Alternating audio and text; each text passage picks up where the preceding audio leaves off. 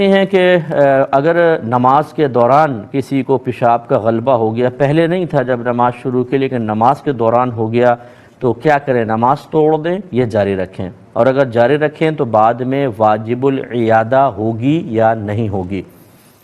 دیکھیں، شروع میں تو نبی کریم صلی اللہ علیہ وسلم کا بالکل واضح فرمان نشان موجود ہے کہ کوئی ان اخبثین کے ساتھ نماز کو شروع نہ کرے۔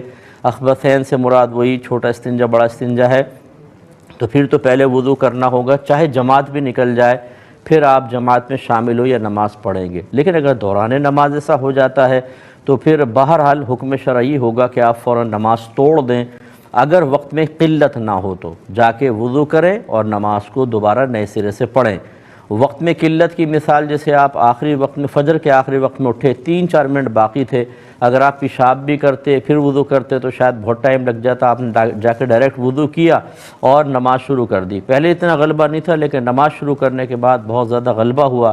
اب آپ گمان کرتے ہیں کہ اگر میں نماز توڑ دیتا ہوں تو پھر ٹائم اتنا نہیں ہوگا وضو کر کے دوبارہ میں نماز کو ادا کر سکوں، تو اسی حالت میں پڑھ لیں۔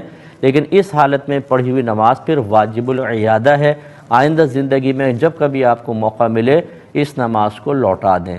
جہاں نماز واجب العیادہ ہوتی ہے اس کا مطلب قضا نہیں ہوتا، اس کا مطلب یہ کہ نماز ہو گئی، فرض آپ کی ذمہ داری آپ کی ختم ہو گئی، فرض آپ کی طرف سے ادا ہو گیا، لیکن ایسا ناقص ہوا ہے کہ اس نماز کو آئندہ زندگی میں دوبارہ پڑھنا ہے۔ تو جب آپ اس کو ادا کرنے لگیں تو قضا نہ کہیے گا، بلکہ یوں کہیے گا وہ نماز جو مجھ پر واجب تھی اس کو میں ادا کر رہی ہوں، یا واجب العیادہ تھی اسے ادا کر رہی ہوں، ہو جائے کہ اگر جائے نماز قابل استعمال نہ رہے تو کیا اس کا پوچا بنایا جا سکتا ہے؟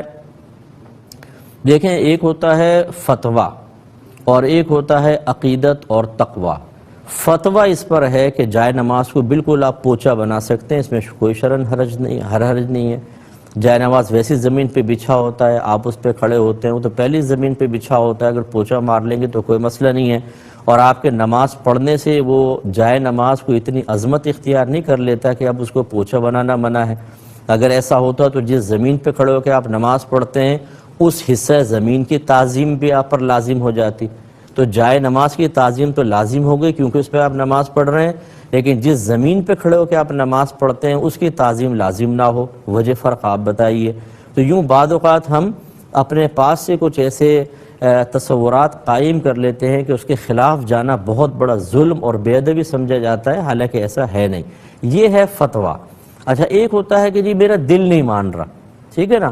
اگر آپ کا دل نہیں مان رہا، آپ فتویٰ مانیں گے کہ ہاں ایسا ہی مسئلہ ہے، لیکن چلیں میں پوچے کو اس کو جائے نماز کو پوچے کے طور پہ استعمال نہیں کرتی ہوں کیونکہ میرا دل نہیں مان رہا، ٹھیک ہے، نہیں کریں۔ لیکن یہ اس طرح کے تقوی یا احتیاطیں اپنی ذات کے ساتھ محدود رکھیں، یہ نہیں کہ کسی اور کے اوپر بے ادبی کے فتوے لگاتے رہیں۔